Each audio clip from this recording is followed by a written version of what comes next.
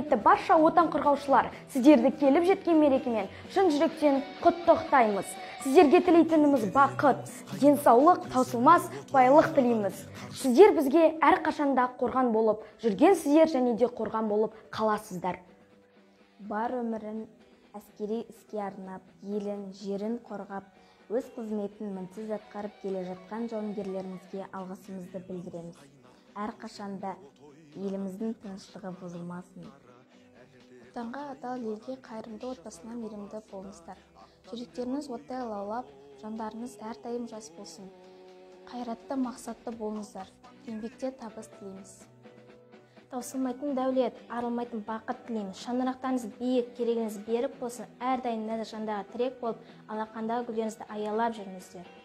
Елінің қорғаны деген аталы сөз бар. Біз осындай жандардың ержүрек істеріне саяси құрмет жасай отырып, отбасыларыңызға амандық, береке, бірлік, еңбекте жеміс пен шығармашылық табыстар тілейміз.